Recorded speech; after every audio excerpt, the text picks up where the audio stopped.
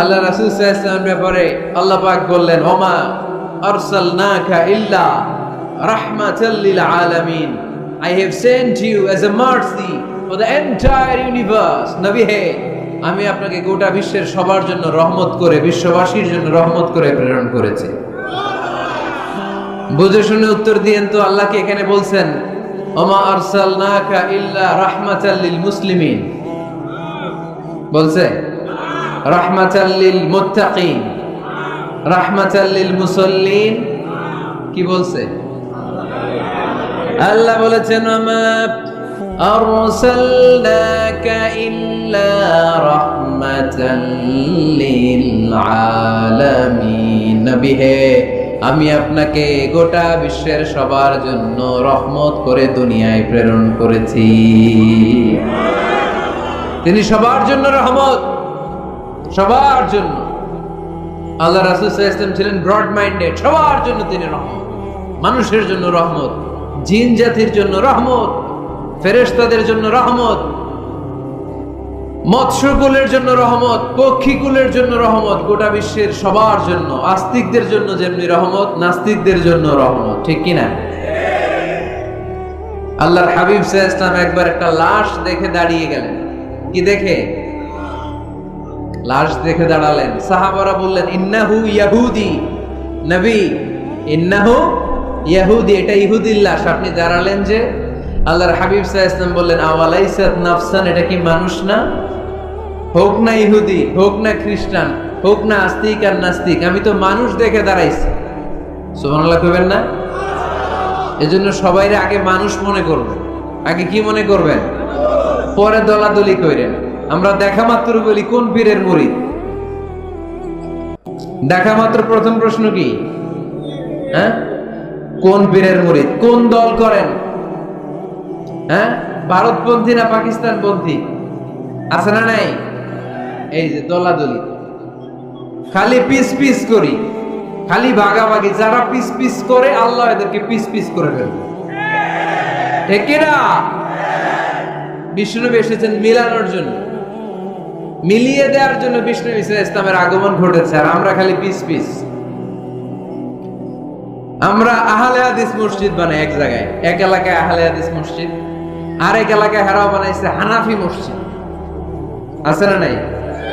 আহলে হাদিস মসজিদে হানাফি মুসল্লি ঢুকতে পারবে না, হানাফি মসজিদে আবার আহলে হাদিসেরা ঢুকতে পারবে না। কোথায় চলে গেলাম আমরা? আমরা মানুষকে মানুষ হিসেবে কনসিডার করি না। সে মুসলমান, এটা তার বড় পরিচয়, এটা আমরা সামনে আনতে চাই না। আগে নিয়ে আসি হানাফি না আহলে হাদিস, আগে নিয়ে আসি বিএনপি না আওয়ামী লীগ। সে যে মানুষ, তার বড় পরিচয়। তারপর সে মুসলিম, সে আমার ভাই, এটা আমরা ভুলে গিয়েছি। আওয়াজ করে বলেন ঠিক কিনা? ভুলে গেছি।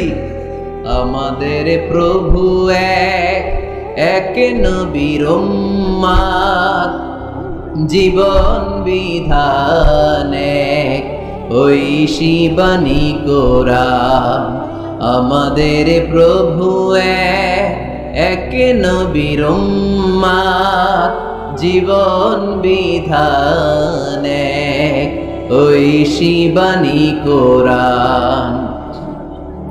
তবে কেন এক হে মুসলমান, একে হও করিয়া হবা বাইতুল্লাহ এক, মদিনা শরীফ এক, উহুদ পাহাড় এক, বদরের মাঠ এক, ঠিক কিনা?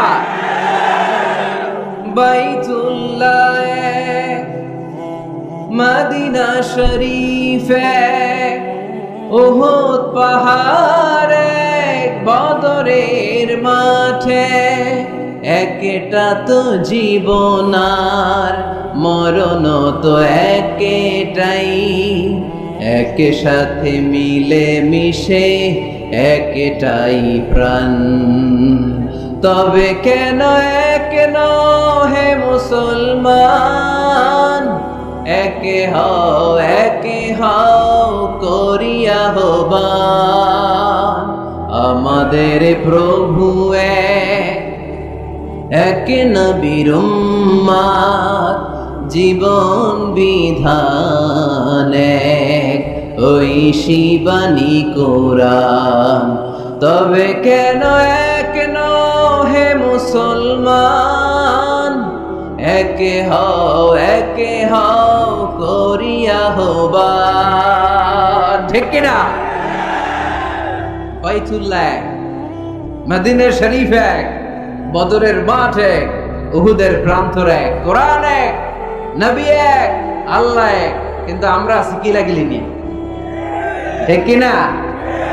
এই কিলাকিলি আমরা আর করতে চাই, দলাদলি আমরা করতে চাই, আমরা ঐক্য চাই। আমরা কি চাই?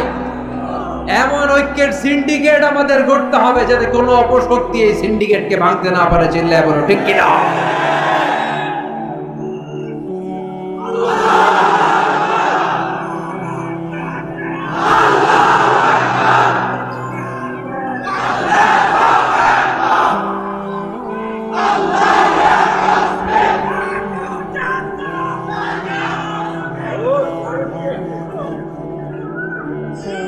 আমরা সবাই এক। আওয়াজ করে বলতে হবে আমরা সবাই কি? আরো জোরে আমরা সবাই কি? আল্লাহর হাবিব সাল্লাল্লাহু আলাইহি ওয়াসাল্লাম ইহুদির লাশ দেখে দাঁড়ায়।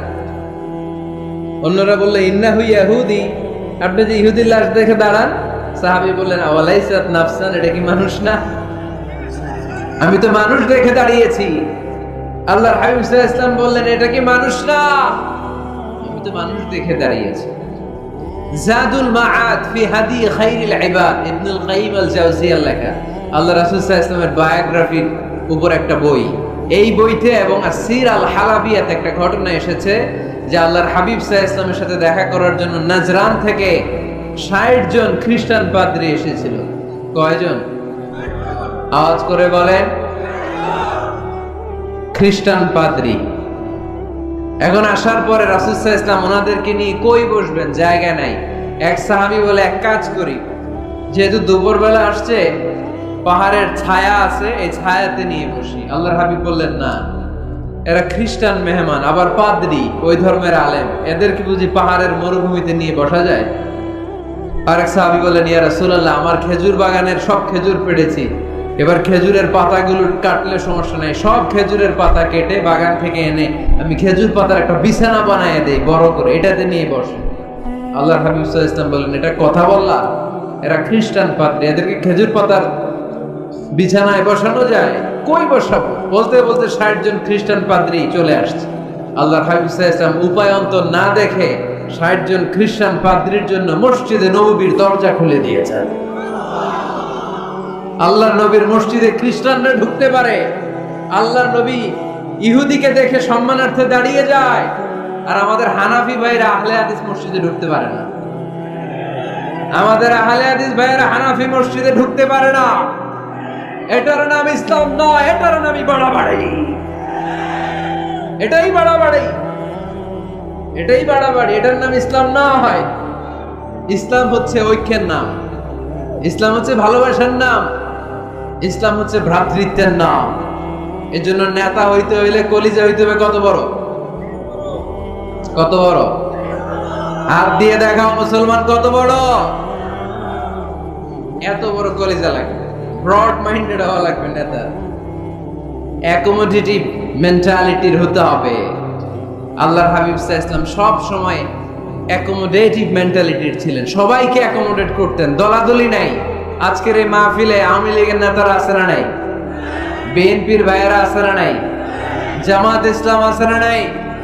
জাতীয় পার্টি আছে না নাই? পীরের মুরিদ আছে না নাই? তাবলীগের ভাইয়েরা আছে না নাই? হানাফি আছে, আহলে হাদিস আছে, সবাই আছে, কোনো দলাদলি নাই। All are welcome in our tafsir program. You all are welcome in our Islam. এজন্য অনেক হিন্দু ভাইরাও আমাদের তাফসির প্রোগ্রামে আসে, ঠিক কি না? হিন্দু ভাইরা আসে, সবার জন্য আমাদের দিল দরিয়া, আমাদের হৃদয় ওপেন, কারণ আমরা রাহমাতাল লিল আলামিনের অনুসারী। আমাদের সেলিব্রিটি হচ্ছে রাহমাতাল লিল আলামিন।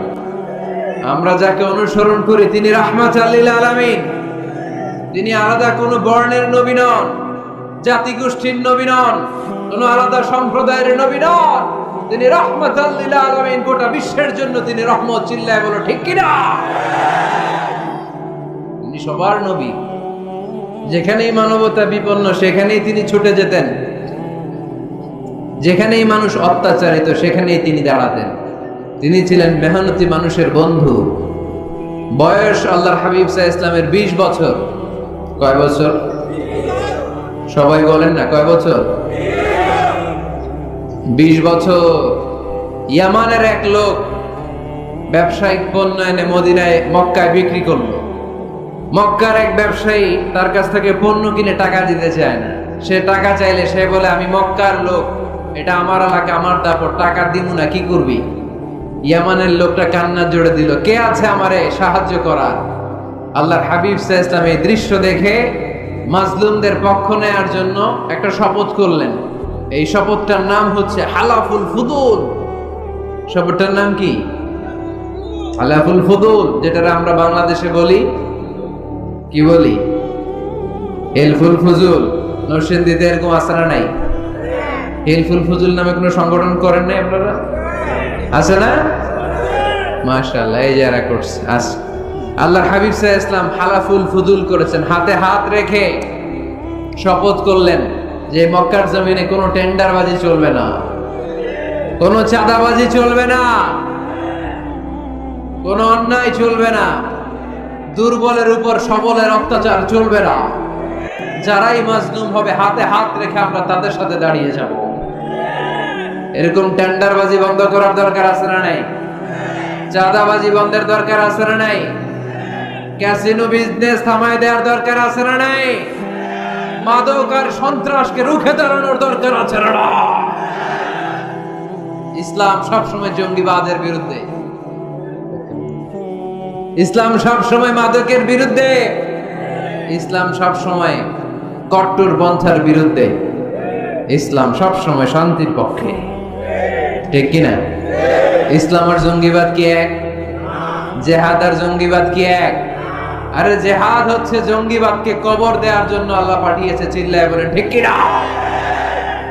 যারা হকের বিপক্ষে, যারা মানুষের কষ্টের কারণ হয়, যারা জুলুমবাজ, এরা হচ্ছে জঙ্গি। আর যারা সত্যের পক্ষে এরা মুজাহিদ। ঠিক কিনা?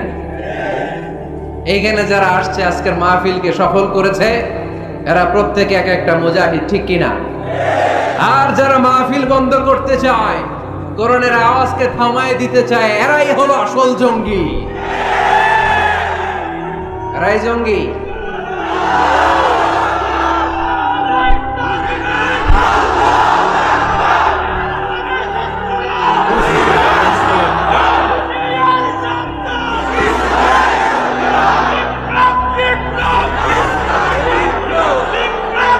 আল্লাহর হাবিব সাল্লাল্লাহু আলাইহি ওয়াসাল্লাম তিনি সব সময় সত্যের পক্ষে ছিলেন। তার মানে এই পৃথিবীতে সবচেয়ে বড় মুজাহিদের নাম হচ্ছে মুহাম্মদ সাল্লাল্লাহু। আচ্ছা দেখি আপনাদের কমন সেন্স কতটুকু। আল্লাহর হাবিব যদি সবচেয়ে বড় মুজাহিদ হয়, তাহলে আল্লাহর হাবিব সাল্লাল্লাহু আলাইহি ওয়াসাল্লামের সময়ের সবচেয়ে বড় জঙ্গিটার নাম কি? আবু জাহেল। ঠিক কিনা? মুসা আলাইহিস সালাম ছিলেন মুজাহিদ, তার মানে ওনার সময়ের সবচেয়ে বড় জঙ্গিটার নাম কি? ইব্রাহিম আলাইহিস সালাম ছিলেন মুজাহিদ, ওনার সময়ের সবচেয়ে বড় জঙ্গির নাম কি? এখনো যারা কোরআনের পক্ষে, ইসলামের পক্ষে, আমার নবীর পক্ষে, এরা এক একটা মুজাহিদ। আর যারাই কোরআনের বিপক্ষে, এরা এক একটা জঙ্গি। এরাই জঙ্গি। ডেফিনেশন খুব সহজ। যারা হকের পক্ষে মুজাহিদ, যারা কল্যাণের পক্ষে এরা মুজাহিদ, যারা হকের বিপক্ষে এরা জঙ্গি। এই জঙ্গিবাদের কবর রচনা করার জন্য আল্লাহ তাআলা জিহাদকে ফরজ করেছেন। এজন্য জিহাদ আর জঙ্গিবাদকে কখনো গোলানো যাবে।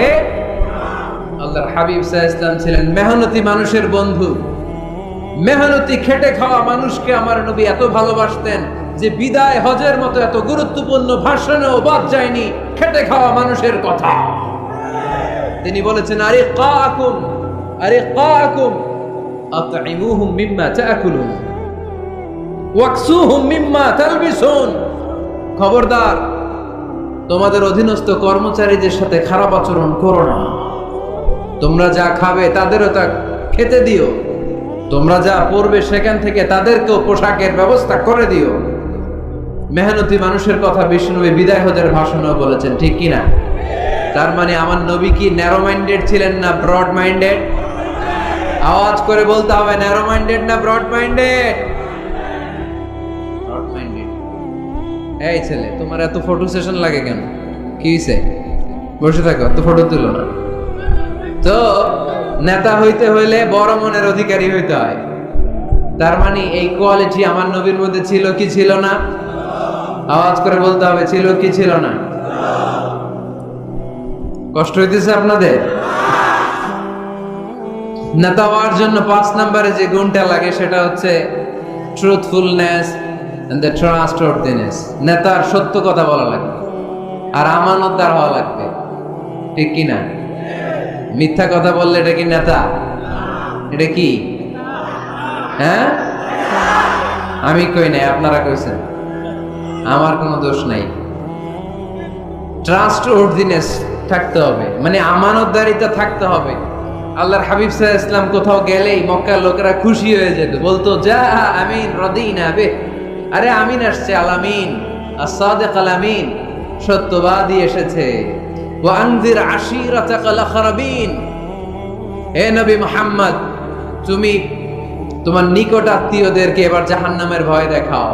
মক্কায় যখন এই আয়াত নাজিল হলো, আল্লাহর হাবিব সাল্লাল্লাহু আলাইহি ওয়াসাল্লাম সাফা পাহাড়ের উপরে উঠে ডাক দিলেন, ও কুরাইশের লোকেরা, ও হাশিমি খানদানের লোকেরা, ও আমার বংশের লোকেরা। ডাক দেওয়ার সাথে সাথে সব লোক, কারণ কণ্ঠটা চিনা, সবাই বুঝতে পারছে এটা মুহাম্মদ সাল্লাল্লাহু আলাইহি ওয়াসাল্লামের কণ্ঠ। মক্কার সব লোকেরা, ইসলামের একেবারে প্রাথমিক যুগের কথা শোনাচ্ছি, তখনও তিনি বেশি দাওয়াতি কার্যক্রম শুরু করেন নাই। উনি বললেন, ও আমার হাশিমি খানদানের লোকেরা, ও আমার আত্মীয়রা। বিষ্ণু ইসলামের কণ্ঠ ছিল পরিচিত, সবাই বের হয়ে আসে, এসে বলল, মুহাম্মদ কেন ডেকেছো? আল্লাহর হাবিব সাল্লাল্লাহু আলাইহি সাল্লাম বললেন, আমি যদি এখন তোমাদেরকে বলি, এখনই আমি যদি তোমাদের বলি এই সাফা পাহাড়ের পেছনে একদল নাঙ্গা তলোয়ার নিয়ে ঘোড়সাওয়ার তোমাদেরকে কচু কাটার জন্য অপেক্ষা করছে, তোমরা কি আমার কথা বিশ্বাস করবা? আমার কথা শুনতেছেন আপনারা? মনোযোগ আছে না গেছে? আল্লাহর হাবিব সাল্লাল্লাহু আলাইহি ওয়াসাল্লাম বললেন, আমি যদি বলি সাফা পাহাড়ের পেছনে নাঙ্গা তলোয়ার নিয়ে একদল ঘোড়সাওয়ার তোমাদেরকে কচু কাটার জন্য অপেক্ষা করছে, বিশ্বাস করবা? মক্কার সবগুলো লোক একসাথে বলল, নাআম, অবশ্যই বিশ্বাস করব, কারণ মা জাররাবনা আলাইকা ইল্লা সিদকা, মুহাম্মদ আমরা জীবনে তোমার থেকে একদিনও একটা মিথ্যা কথা শুনিনি।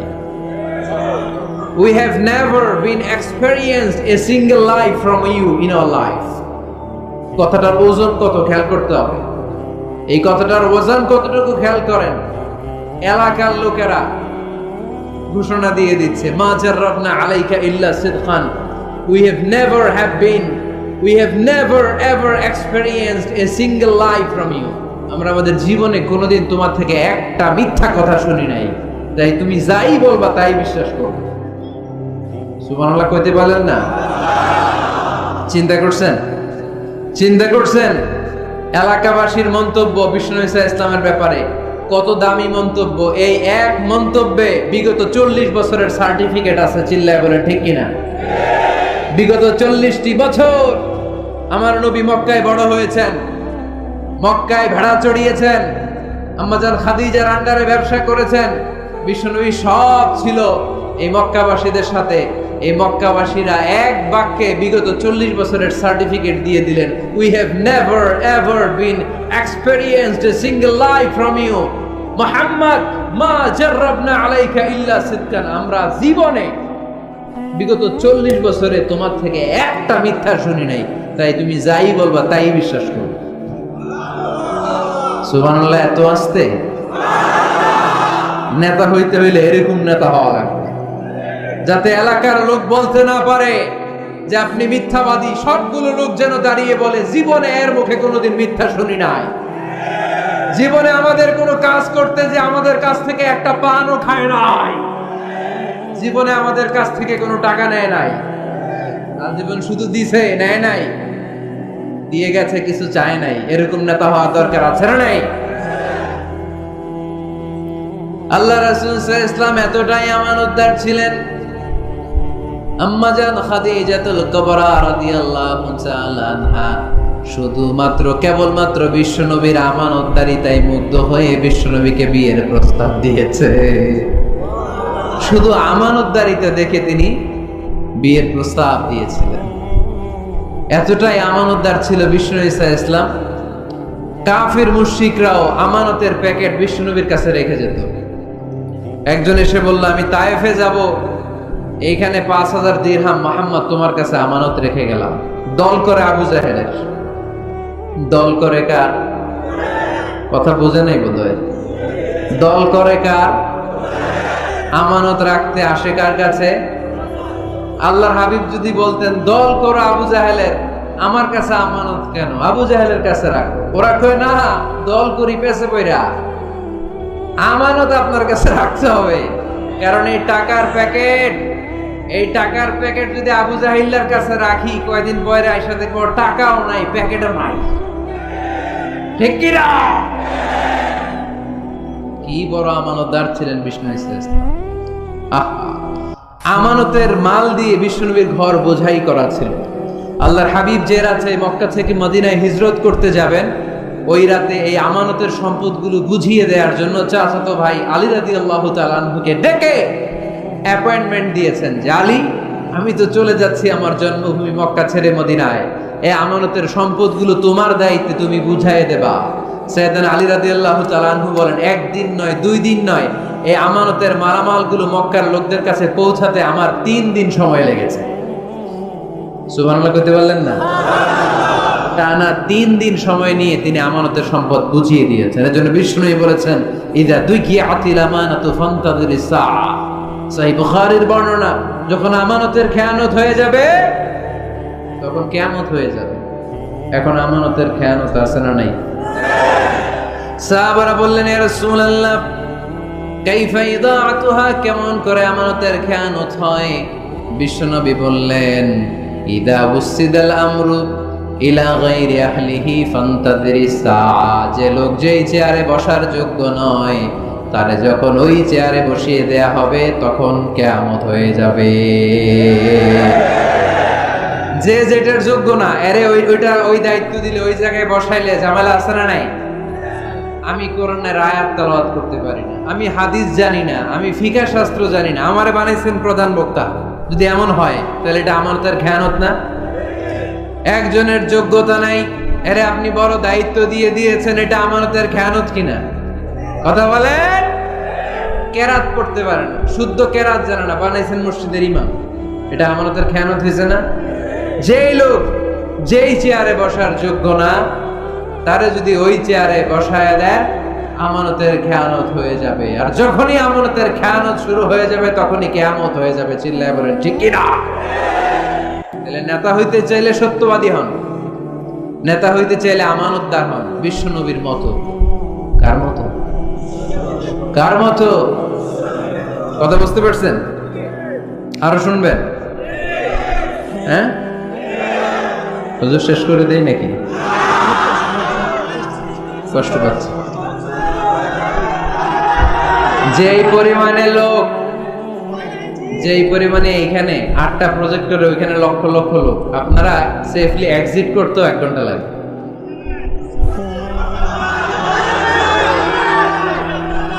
থামেন থামেন।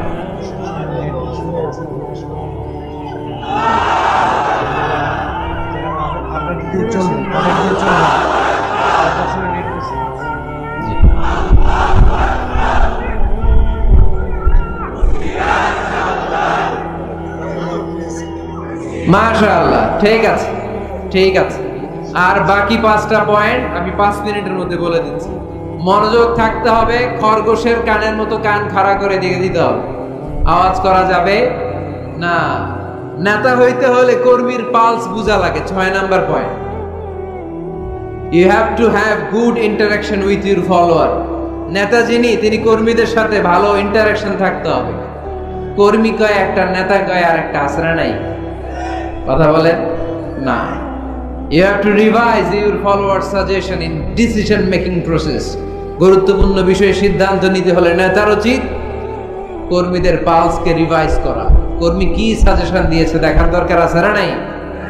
এজন্য আল্লাহ বলেন ওয়াশাবিরহুম ফিল আমরি ফাইদা আযামতা ফাতাওয়াক্কাল আলাল্লাহ। গুরুত্বপূর্ণ কোনো বিষয়ে যখন সিদ্ধান্ত নিবা তখন সবার সাথে পরামর্শ করে নিও, যখন সিদ্ধান্ত নিয়ে ফেলবা তখন তাওয়াক্কুল করবা কার উপর? বদরের ময়দানে আল্লাহর হাবিব সাল্লাল্লাহু আলাইহি ওয়াসাল্লাম বললেন এখানে তাঁবু গাড়ো। কোন জায়গায়? এইখানে। হাব্বাব ইবনে মুনজির রাদিয়াল্লাহু তাআলা আনহু বললেন ইয়া রাসূলুল্লাহ আমানজিলান আনজালাহুল্লাহ লাইসা লানা আন নাতাকাদ্দামাহু আও নাতাআখারা। ইয়া রাসূলুল্লাহ আপনি যে তাঁবু গাড়তে বললেন এটা কি আল্লাহর পক্ষ থেকে নির্দেশ না আপনার নিজের ইচ্ছা মতো? আল্লাহর হাবিব বললেন না, এটা আমার রায়। ওয়াল হারবু ওয়াল মাকিদা, আমার মনে হয়েছে বদরের এইখানে তাঁবু গাড়লে ভালো হবে। হাব্বাব বলে না ইয়া রাসূলুল্লাহ লাইসা হাযা বিমানজিল, এখানে তাঁবু গাড়লে ভালো হবে না। আল্লাহ রাসূল বললেন তাহলে কোথায় তাঁবু গাড়লে ভালো হবে?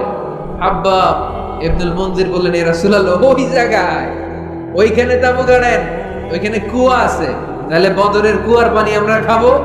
আর ওইখানে দুই দিকে উপত্যকা আছে, বৃষ্টি হইলে উপত্যকার পানি আমরা হাউস বানাইয়া পানি জমায় রাখবো, আমরা পানি খেয়ে যুদ্ধ করবো আর কাফের গুলো পানি না খেয়ে মরবে। সুবহানাল্লাহ কইতে পারলেন না?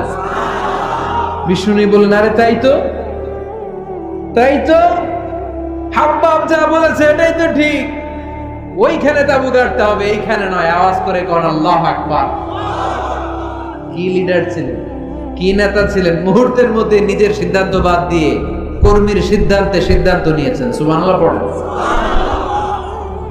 খন্দকের পরীক্ষা খননের সময় সেই রোম থেকে ছুটে আসা সালমান আল ফারিসি, ইরান থেকে ছুটে আসা সালমান আল ফারিসি পরীক্ষা খননের কথা বললেন।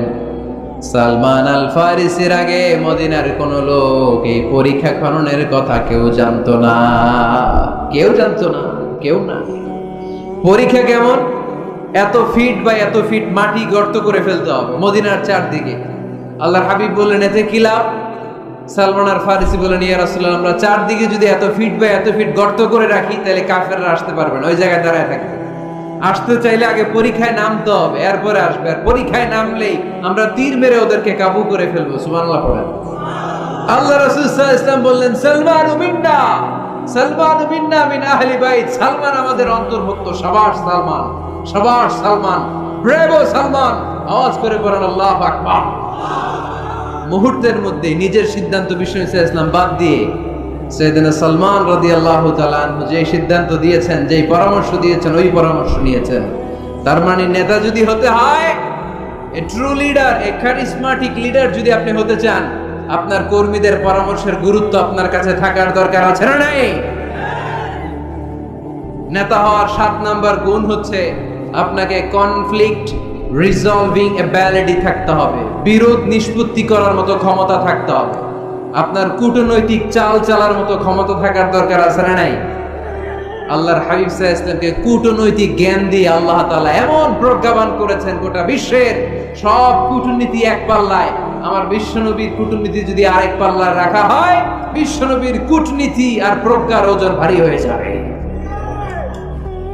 He was a very good mediator. আল্লাহ রাসূল সাল্লাল্লাহু আলাইহি ওয়াসাল্লাম খুব ভালো মধ্যস্থতা করতে পারতেন।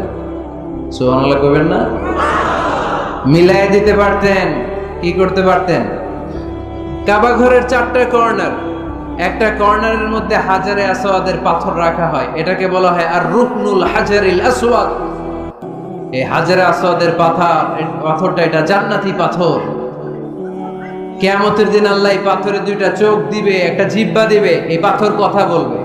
এই পাথর বলবে আল্লাহ এই লোকটা আমার গায়ে চুমু দিয়েছিল, তারে তুমি জান্নাতে ঢুকায় দাও। এই হাজার আসওয়াদের পাথরটা কাবা নির্মাণের সময় কে পাথরটাকে তুলে কাবা ঘরের ভেতরে রাখবে, এই নিয়ে মক্কার নেতাদের মধ্যে কিলাকিলি। নেতাদের মধ্যে কি কিলাকিলি? কারণ এটা অনেক সম্মানের ব্যাপার। সব নেতারা ঘোষণা দিল কাউকে আমরা এই সম্মান দিতে চাই না, কাউকে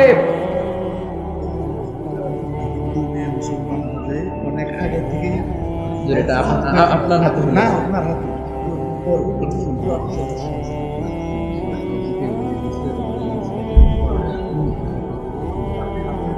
আচ্ছা ঠিক আছে, এইখানেই হব আর নিয়ে আসলাম। জি ইনশাআল্লাহ।